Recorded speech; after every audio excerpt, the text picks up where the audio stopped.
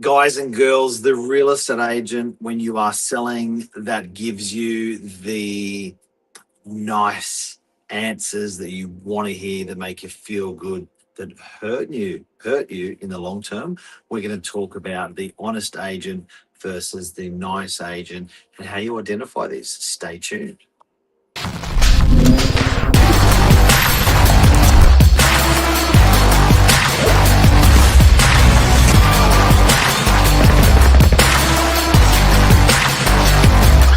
I'm the ringleader, so listen up. Good morning, everyone. Welcome to episode 1671. Honest agents sell, nice agents don't. That's what we're going to be talking about this morning, myself and Mark Novak, especially where often agents have the issue where they tell clients what they want to hear and not what they need to hear. Sometimes they find it hard saying, hey, I called 50 people, no one's interested. We need to look at the pricing, we need to look at the marketing. Mark, tell us where the nice agents sometimes fall short.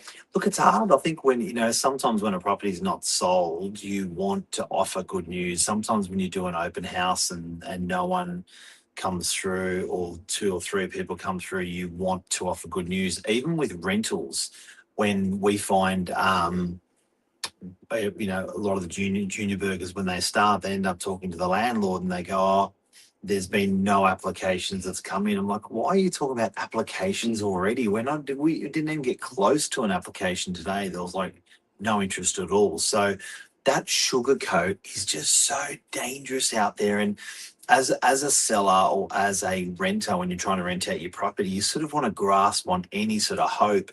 And as an agent, you want to give, as a nice agent, you want to give any hope, but it's false hope when you're giving that. When you're giving out false hope, super dangerous. People clench onto it, then they explode when they're not rented or not sold. Yeah, like agents are positive. We always glass half full, Mm. but sometimes, and therefore, a lot of the conversations with owners, and this is even once you've secured the business, you're really at no risk of getting fired. It's all about the communication. Like, that's where even agents, it should be easier for them, but it's harder. And I was watching one of those medical shows, and the doctor was saying because the parents were whinging that the doctor wasn't polite, and he was like, I'm the doctor, you're there to hold your son's hand. I am there to find out what's wrong with him and fix him. Would you rather me be nice and not find out what's wrong? How about we swap roles? I'll hold his hand and not find out what's wrong, and you do the doctor part, but you can't. Like, what are you employing them to do? Straight to the point. And a lot of agents forget that you're employed to give them the honest, correct feedback, no sugarcoating if it's not needed, and where they're up to, and where a lot of agents sometimes assume that the owner does. An owner will always say, I don't need to sell. I don't need to sell. So sometimes the agents can think their client's not in a rush. I can sugarcoat it, we'll be fine next week. But in the background, that owner could be really stressing out, and they're like, we really need it sold this week, or we could lose this property we tried to purchase, or anything like that. And by not getting the correct information, it really leaves them in a bad position. Well, I think for a good quality relationship, honesty is just so key. Yeah. Do you know what I mean? I think whether that's a business relationship, a personal relationship, and sometimes there's really hard messages to deliver. And I find that people in business that I deal with that are super, not brutal, but just straight to the point, very candid, easy to have a and they find it easy to have a hard conversation, are extremely successful people.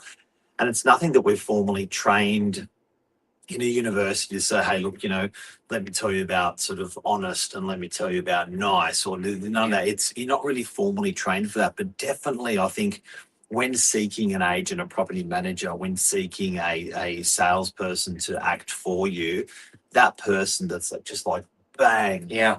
is actually quite refreshing. There's just no bloody bullshit, and they're just straight to it, and they get in and say, right, let's get into the operation. Much like a doctor, I like that comparison. There is no one trains you for, let's say an owner does tell you they've really got to sell.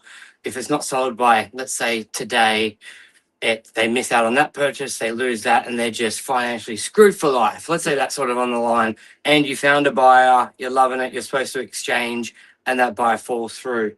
Like I've had agents, myself, sometimes sit on a phone call for nearly a day. Like we had we had a saying in the office where it's just like eat the frog, just make that bad call straight away, face it. The client needs to hear it.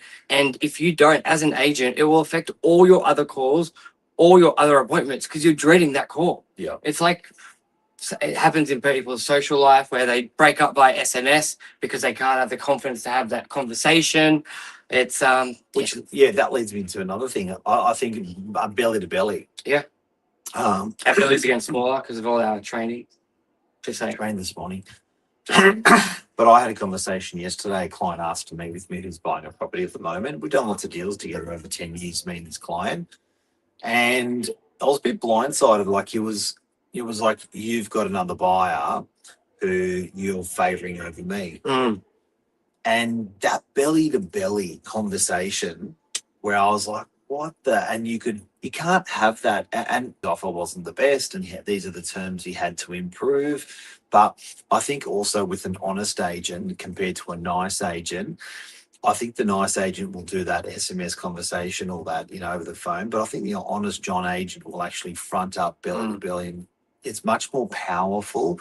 It's much more honest. You've got all of your senses. You've got touch, feel, look, smell, all that stuff is in that open conversation. You get so much more out of belly to belly, face to face. And I encourage, if you're going to have a hard conversation in business, as a property manager, as a salesperson, it's so much more powerful when you're actually with your client face to face. Yeah, communication is valuable, and especially in real estate. Sometimes we underestimate other parties' level of communication or the importance of it. I know we were chatting earlier about, you just went to ARIC, 6,000 real estate agents. I'm sure everyone's heard it. Yep. But basically, there was the doctor brought for a consultant in Ferrari to consult how could they improve their processes. And long story short, because Ferrari changing the tires around the racetrack was like 1.3 seconds, 1.8 seconds 1.8 for a pit stop. Pit stop, absolutely insane.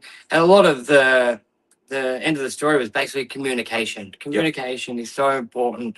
Good messages, like there's always good conversations and we love them, but there are those bad ones. You need to have the tough conversations with your clients, and sometimes that's way more important than the nice conversations. And that's what we're paid to do, not just be Mr. Happy all the time. Big time. So the observation, the lesson for today that we've learned in business is definitely belly to belly, super honest, super straight to the point, and sugarcoating. You are going to kill you're going to kill the deal. You're going to kill the deal. You're delaying the inevitable. Have the honest conversation. Have it point blank between the eyeballs. Eat the frog, as we would call it, and then you can move on to a solution. Big time. Have a great day. Thank you. Thanks, Michael. Michael Bird. Thank you.